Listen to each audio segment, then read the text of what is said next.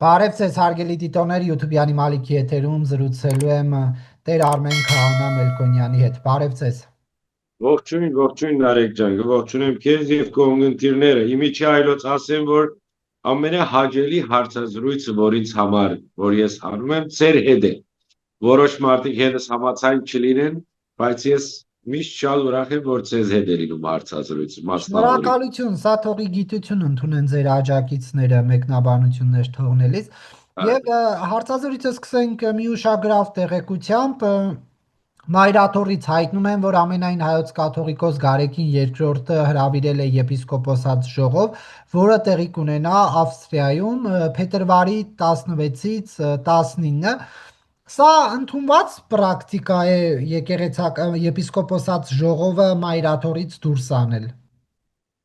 Դա ոչ թե միայն ընդունված պրակտիկա չէ, Նարեկ ջան, սա նաև հագագանոնական է,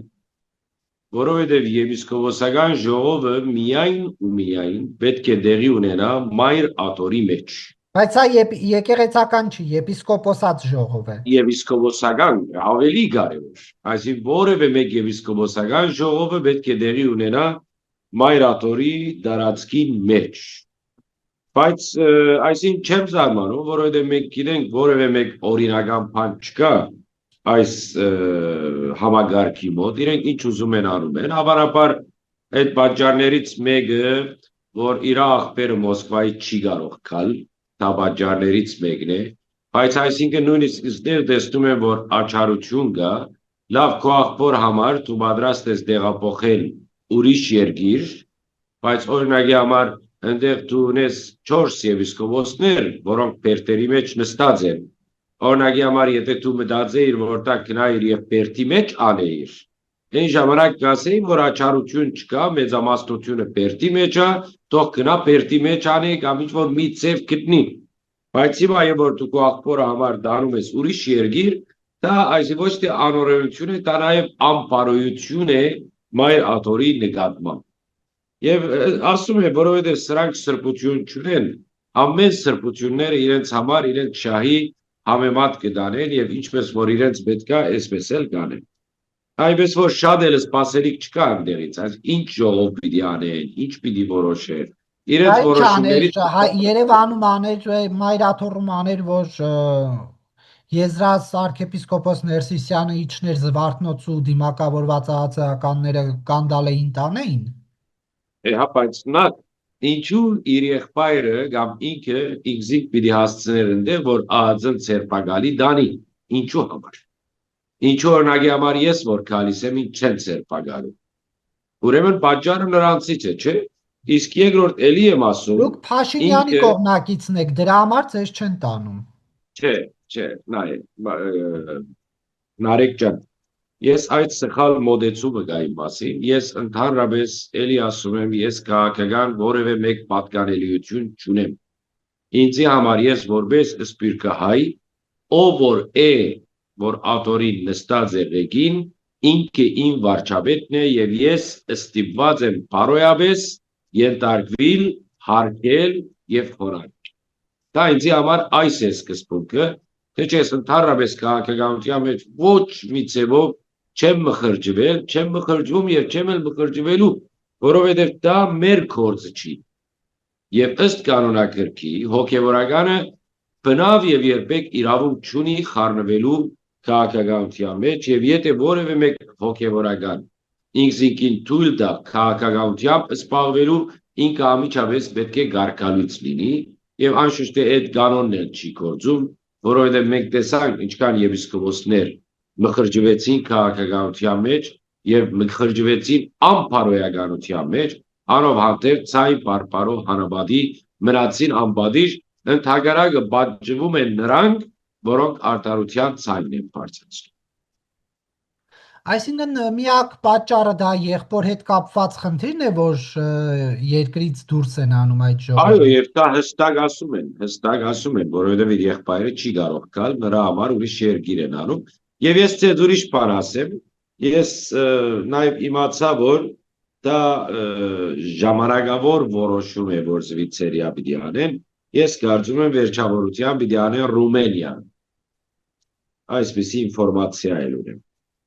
բայց դե ինչ խաղ են խաղում չգիտես, ինչի համար էլի, ինչից եք վախենում, ինչի համար դուք ձեզ հասցրեցիք այստեղ,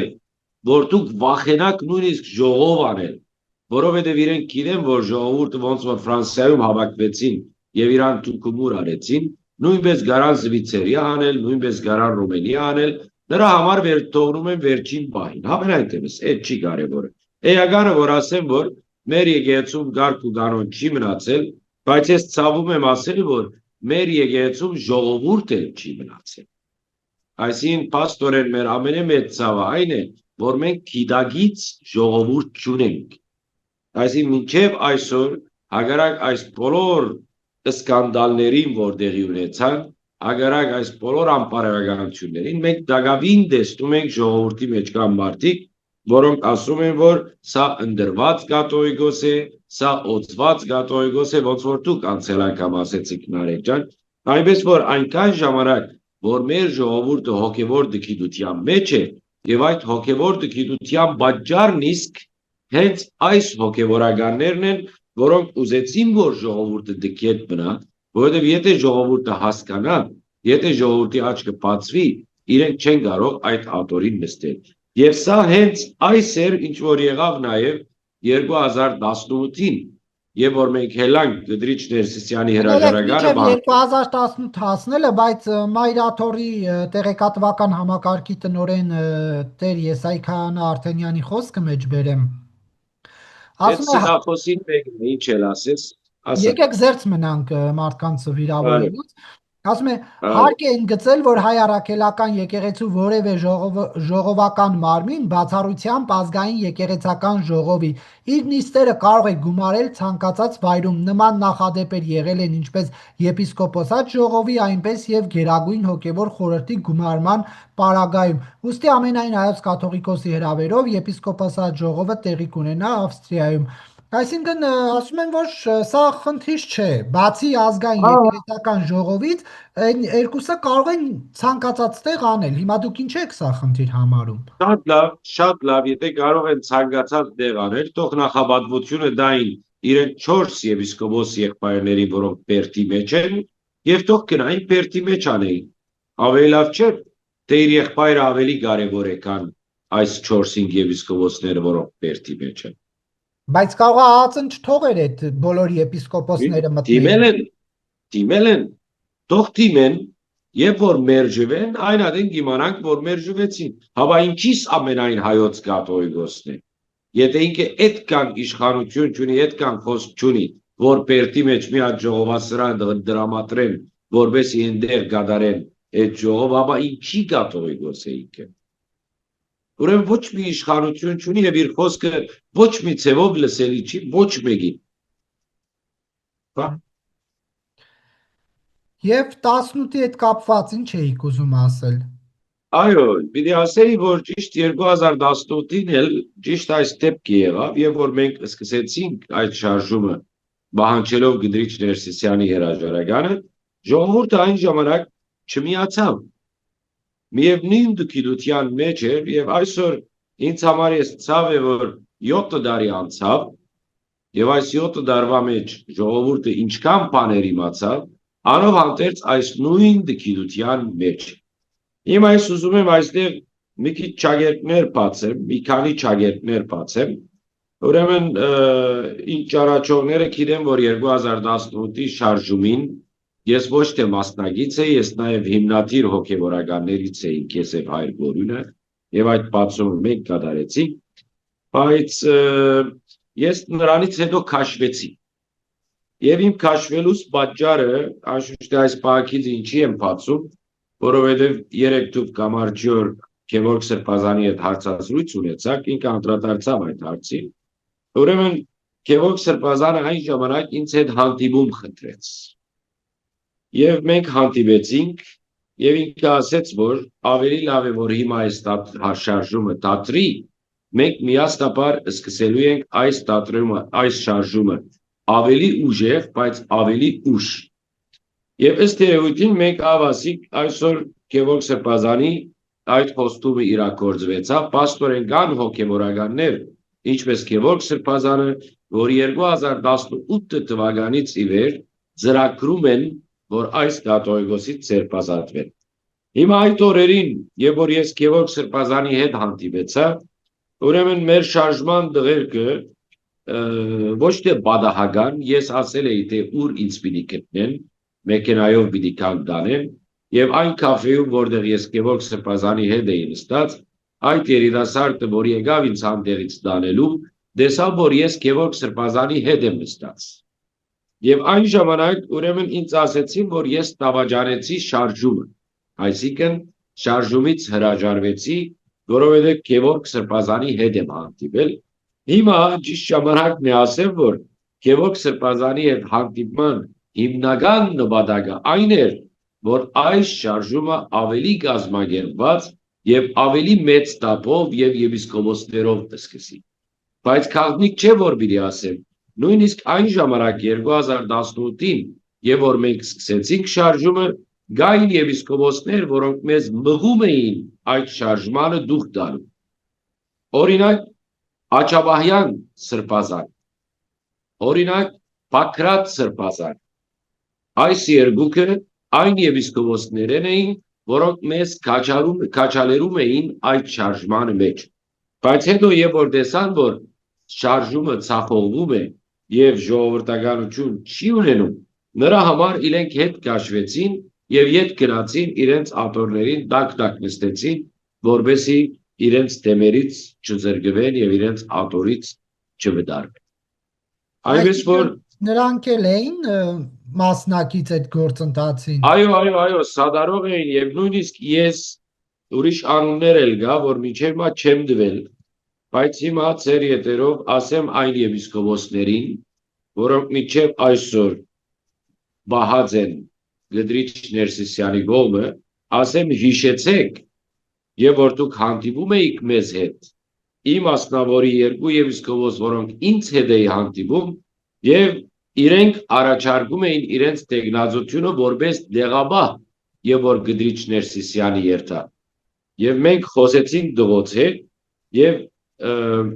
համաձայն գտնվեցինք, որ իրենք կամ այդ երկուսից մեկը դեղաբահ լինի, բայց դե ինչ որ է այդ շարժումը որոշ պատճառներով մի քիչ հանգավ, բաղություն ստեղծվեց, բայց ըստ երևույթին սա էլ Աստծո ծրագիրն էր, երևի ժամանակը չէր, երևի մենք մի քիչ վրազեցինք, պետք էր սպասեինք այս ժամանակը, ես հիմա չգիտեմ, եթե այս ժամանակն էլ ճիշտ ժամանակն է, բայց դա վաղը կտեսնենք, Աստված մեզի կբացահայտի։ Այսինքն մի 4-5 եպիսկոպոսներ կային, որոնց հետ հանդիպեցի, երկուսի անունը, երեքի անունը ես տվեցի, նրանց մեջ ինչպես ասեցի Աչաբահյանը, Բաքրատը, բայց երկու հոգի էլ կա, որոնց անունը հիմա չեմ ուզում տալ։ Բայց իրենց ասում եմ, որ ավելի լավ է, որ կոնե այն ժամանակվա ծեր ունեցած դղամարդկությունը, որ դուք ասեցիք մենք ձեզ կմիանանք դեղաբահի պաշտոնը ստանալու պայմանով, դե հիմա միացեք, այն ժամանակ ով է տեղապահ ուզում դառնալ կաթողիկոսի։ Հիմա անուն չեմ ուզում։ Բայց այս դասի մեջը չեն, ուղղակի ուրիշ եպիսկոպոսներ։ Դիվանապետը։ Չէ, դիվանապետը մեկ ուրիշ հարց։ Դիվանապետը եւ որ իմացավ, որ ես միացել եմ շարժմանը, մի օր առաջ ինձ կանչեց, էլի հանդիպեցանք միտեղ կաֆեում եւ խնդրեց, աղաչեց, ասեց, որ մի միացի։ Ասեցի, բայց ինչու չմիանամ։ Ասեց, որովհետև ես քեզ միշտ պաշտպանել եմ։ Հիմա պիտի ասեն, չէ, սա չէ քո պաշտպանող։ Իրան ասեցի, Սրբազան, դու ինձ ինչով ես պաշտպանել։ Ինչով։ Այսինքն ես մինչև այն ժամանակ որևէ մեկ պաշտոն չէի սպաղեցնում, այսինքն ես ուղղակի այցելու հոգևորական էի այդ եվրոպական երկիրների։ Այնպես որ իմ վրա ոչ մի մունած չունես, ես որոշել եմ, դա սկզբունքի հարց է եւ ես հարաճ պիտի գնամ իմ որոշմանս մեջ։ Հիմա տեղապահով էր ուզում դառնալ այդքանից։ Հիմա անշուշտ է ժամանակը չէ հիմա խոսել այս մասին, բայց ինչի բացեցիք այդ թեման, եթե ժամանակը չէ։ Սա ին թեմայի մասին է, Նարեկ, ուրեմն ես լավ չբացատրեցի։ 2018-ին Բացի այս երեք եպիսկոպոսները, որոնք հիմա Պերտի մեջ են իրենց անունը դվեցի, գային ուրիշ երկու եպիսկոպոսներ, որոնք այսօր գդրիչի կողքին են 2018-ին իրենք էին ուզում լինել դեղաբահը եւ այդ պայմանով պատրաստ էին միանալ։ Իսկ հիմա իրենց հետ կապ կա, շփում կա, իրանք ինչ են ասում։ Այո, ես իրենց հետ կապ հաստատած եմ, քոնե մեկ հատի հետ կապ հաստատած եմ։ Ինքը ասում է, որ ժամանակը չի։ Բա ասում եմ, եթե 2018-ին ժամանակն էր, եւ որ մենք առանցին էինք, ոչ ոք մեր կողքին չգար։ Հիմա այսօր, եւ որ մեր կողքին 10 եպիսկոպոս եւ 30 հոգեվորական կա, հիմա ժամանակը չի ասում եք, դե ուրեմն գնացեք գդրիչը ձեզ շնորհավոր լինի։ Ուրիշ ինչ կար ասացեք։ Այսպիսի բաներն արեք ջան։ Այսինքն գործար կարևտուր էր էլի 2018-ին տեղի ունենում, գանք ձեզ միանանք, հանրային հնչեղություն ստանա այդ շարժումը, բայց լինենք կաթողիկոս։ Այո, 2018-ի այս երկու եպիսկոպոսների դիրքորոշումը այս էր գմիանան այս պայմանով։ Եվ այդ նույն երկու եպիսկոպոսները այս 30 եպիսկոպոսների ցանկի մեջ կային իրենց անունները, այս վերջին, բայց էլի չստորագրեցին եւ էլի տավաճանեցին իրենց եպիսկոպոս եղբայրներին, ինչ պատճառներով չգիտեմ։ Հայաստանյաց Հայաստանում գործող եպիսկոպոսներ են, թե դրսում։ Չէ, դրսում։ Հայաստանում թե դրսում։ Դրսում սպիրկում է։ Այո։ Այսինքն Գևորգ Սրբազանը գլխից էլ այս process-ների մարդ ա եղել։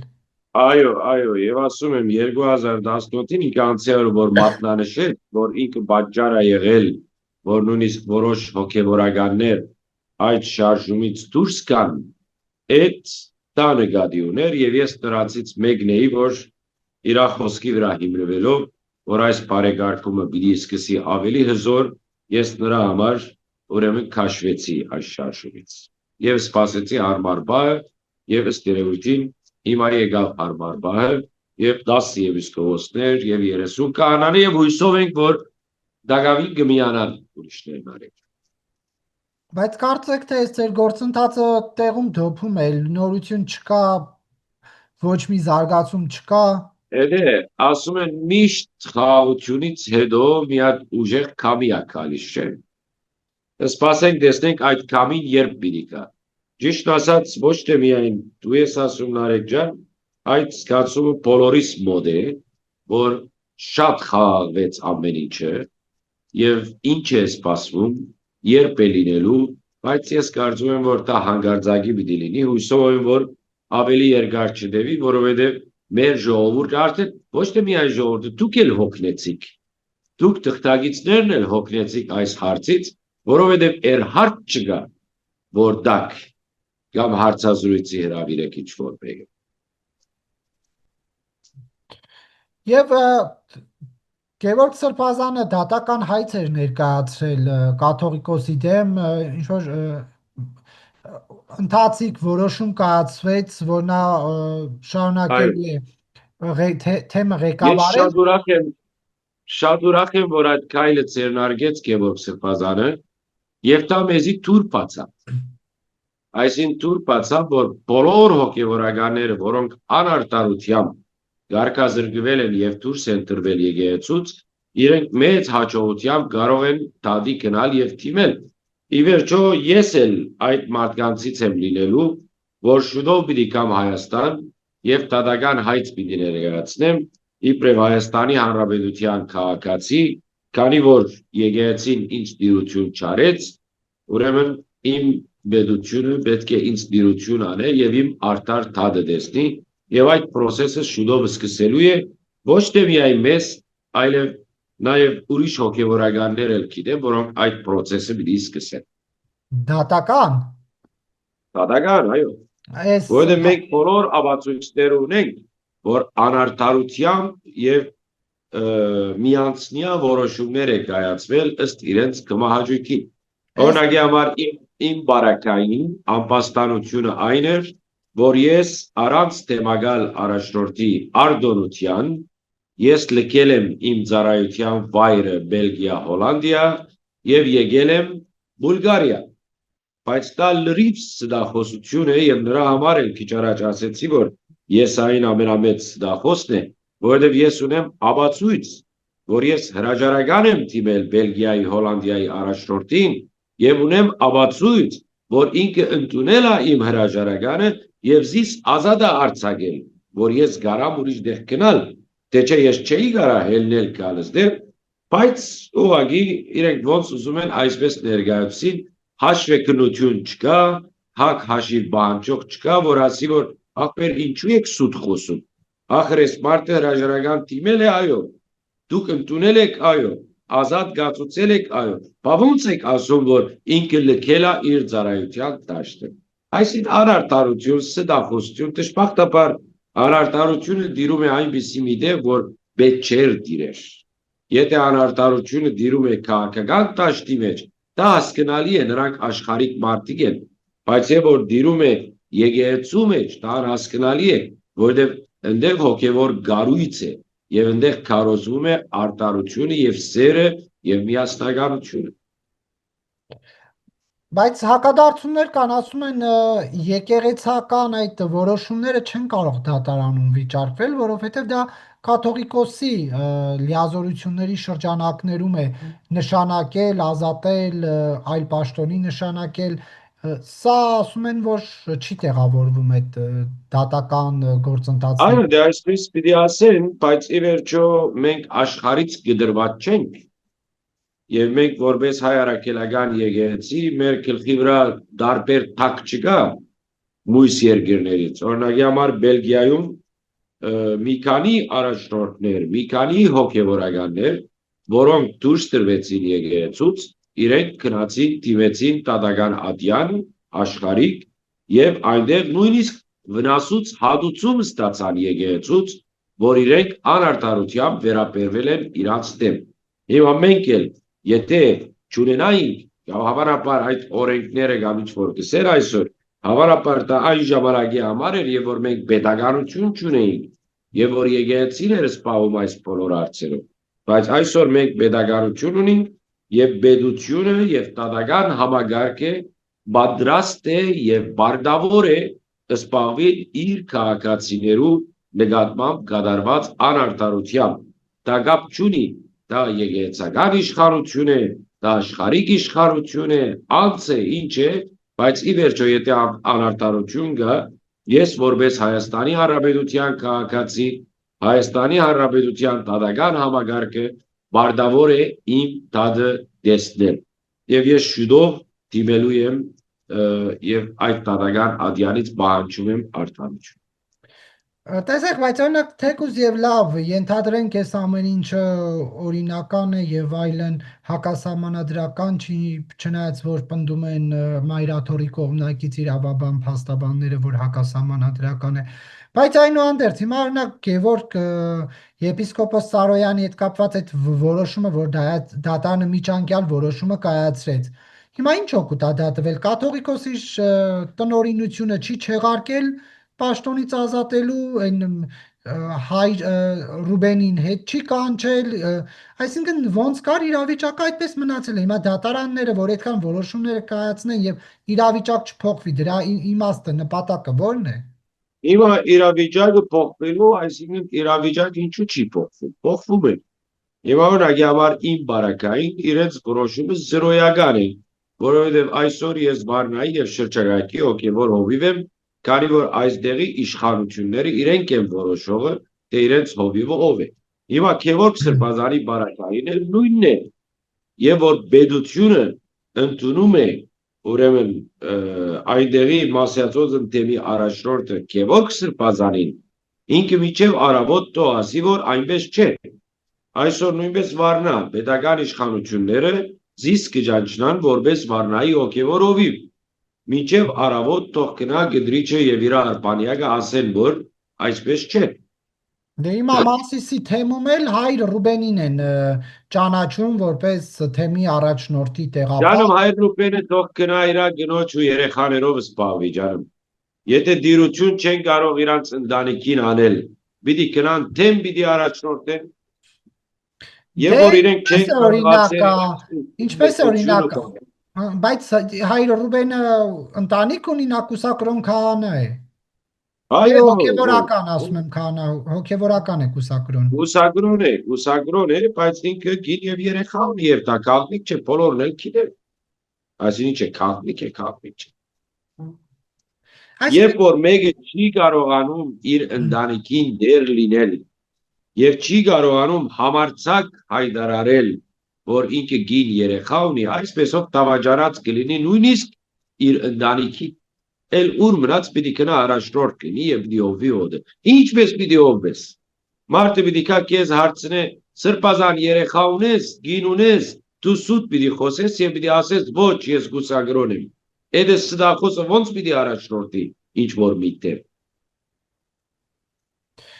դե ո՞նց է Առաքել arczepiskopos Քարամյանը համ թեմ ղեկավարում, համ ընտանիք ունի։ Գուցե եթե ինչպես նշում եք, որ հայր Ռուբենն էլ ունի, գուցե նա էլ նրա օրինակով եւ թեմ ինտելիգենցիան անի եւ ընտանիքին։ Այս հարցերը բոլորը ես կարծում եմ, որ եւ որ գդրիչը կնա, եւ որ եպիսկոպոսական ժողովը դեղի ունենա, այս հարցերը բոլորը պիտի քննարկվեն եւ պետք է նոր օրենք որդեգրվի։ Նայեցեք ժամանակին, եւ որ այս լուսագրոնության ուխտը ընդունվեց կամ լուսագրոնությունը ընդունվեց, նպատակը սա չէ, նպատակը այն չէ, որ հայր Ռուբենի կամ ուրիշ վարտաբեդի նման երիտասարդ լուսագրոմը գնա ինչ որ թեմի առաջնորդ լինի, կայտակությունների մեջ մտնի եւ այլն։ Լուսագրոնը պետք է լիներ վանքի մեջ միայն։ Հիմա քանի որ այսօր յանքը փոխվեց եւ լուսագրոնները հաջույք են ստանում աշխարհիկ յանքին նաև ծառայելու, ուրեմն այս օրենքը պետք է վերանայվի եւ հայ եկեղեցին պետք է ընդունի ամուսնացիալ եպիսկոպոսություն։ Եվ դա հագականոնական չէ, եւ ոչ ալ հագասուրբ գրային է, որովհետեւ նույնիսկ սուրբ գիրքը ասում է, որ եպիսկոպոսը պետք է լինի մեկ կնոջ այր։ Այդպես որ որևէ մեկ Այս մարդկանցից հիմա եթե ենթադրենք, որ Գարեգին երկրորդն էլ ընտանիք ունի, ինքն էլ մի եպիսկոպոս էլ ինքն է, եպիսկոպոսներից առաջինը, կաթողիկոս այդպես չի այո, բայց տարվում։ մինչև այդ, ասում եմ մինչև այդ, հիմա այսօր որոշում չի կայացվում։ Վաղը Չէ, եթե բայց այս գդրիչը դեպքում անհասկանալի է, եթե նման որոշում է կայացվելու եւ տարածվելու է բոլորի վրա, ինչու այդ բոլորի մեջ կաթողիկոսը չի մտնում։ Եթե բոլոր հասկացա, դե ուրեմն թող կաթողիկոսը ազնիվ լինի ժողով գումարել, եպիսկոպոսական ժողով գումարել, քննարկելու հենց այս հարցը գուսագրոնների ուխտի խախտումը եւ թող որոշում կայացնեն, որ եպիսկոպոսը կարող է ամուսնացիալ լինի եւ թող ելնի ինքը առաջին լինի խոստովանի, ասի որ այո ես էլ գին երեխա ունեմ, մենք այս օրենքը փոխելու ենք եւ ընդունելու ենք ամուսնացիալ եպիսկոպոսություն, վերջացավ գնաց ուր է խնդիրը։ Բայց ախր գդրիչի խնդիրը միայն երեխայի գնոջ հարցն է, սա այլևս այդ մասին խոսելն իսկ ամոթ է, այսինքն ինչ պիտի խոսես այդ մասին։ Բայց ի՞նչն է հարցը։ Ինչ է դարձել։ Ինչ բոլոր անկարգությունները, բոլոր անօրենությունները, օդար ուժերի ծառայելը, ամբողջ Սուրբ Էջմիածնի գալվածներին, իր բարեկամներին ու ծանոթներին նվիրելը, այնտեղի մեր սրբապատկերների Սուրբ Գեղարդի վաճառվելը, ինչ չկա, բացի այդ ամեն հարց կա իր շուրջը։ Այնպես որ այո լավ եք ասում, թող ինքը ժողովը գումարի, թող հայտարարի, թող ընդունեն ամուսնացիալ եպիսկոպոսություն եւ հետո արդեն մենք իրանից ուրիշ հակուբահաշիվ կբահանջենք եւ այդ իր առած մույս բաների համար ինքը պիտի անպայմանորեն պիտի դատվի։ Այդ հնարավոր չի, որ ինքը սենց գնա հանկիստ իր համար իր տալանածը գնա վայելի։ Դա իրը չէ, դա հայ եկեղեցուն է, դա հայ ժողովրդի իրավունքներն են, որոնք պետք է վերադառնան հայ ժողովրդին։ Այսինքն ես ճիշտ եմ հասկանում, որ եթե կուսակրոնության ուխտը խախտելու առումով որոշվի, որ պետք է խախտած հոգևորականները հեռանան, Բարձրաստիճան հոգևորական չի մնալու հայ առաքելական եկեղեցում։ Ինչի պար եպիսկոպոս ա բնում, բարձրաստիճանը։ Չէ, եթե բոլոր խախտածները հեռանան, այսինքն կա մեկը, որ չի խախտել եւ կարող է մնալ։ Այո, կան մարդիկ, որոնք չեն խախտել։ Ես ճանաչում եմ մարդիկ, որոնք չեն, կարող է եւ կայտակվել են, բայց ընտանիք չեն կազմել, երեխաներ չունեն, այսպեսիներ շատ ունենք, սրբագիած կյանքով ապրող վարդապետներ եւ իսկովոսներ ունենք, օրինակի համար ես մեկն եմ ճանաչում, Նորման Սրբազան Զաքարյանը, Ֆրանսիայի նախկին առաջնորդը, մարդը սրբագիած կյանքով ապրող հավատացյալ մարդ է։ Ինչու՞ չէ։ Բա եթե Ինչա այդպեսին է, տադարներ ինչու նախքին դարձավ։ ներողություն։ Ինչու է հիմա նախքին, եթե այդ կյանքով է ապրում։ Չէ, դե ինքը բարի հանգստյան գոչվեց, չէ։ Հա։ Հանգստյան գոչվեց, այնպես որ հիմա այլևս առաջնորդ չէ։ Եվ ինքը ինչպես հանգստյան գոչվեց, ինքը հանգստյան գոչեց, որովհետև գդրիչը նույնիսկ նրան էլ նեղացրեց, հարցեր առաջացրեց, խնդիրներ արեց, մարդը ի վերջո եկավ այնպիսի մի բան, հրաժարականը գրեց եւ շատ խիստ հրաժարական էր, եւ ես հիշում եմ այդ հրաժարականի մեջ գրված էր գդրիչին, որ դու բիզնես հոգեբանությամբ չես կարող եկեղեցին կառավարել։ Իր հրաժարականի մեջ այս դողերը ես հիշում։ Եվ on-line է, այսինքն հրաժարականը on-line է, կարող եք մեր ունգընտիրները կարող են Նորման Սրբազան Զաքարյան գրել եւ իր հրաժարականը կարող են տեսնել։ Շնորհակալություն հարցազրույցի համար։ Շնորհակալություն ձեզ Նարեկ ջան, բարի օր եմ բախտում։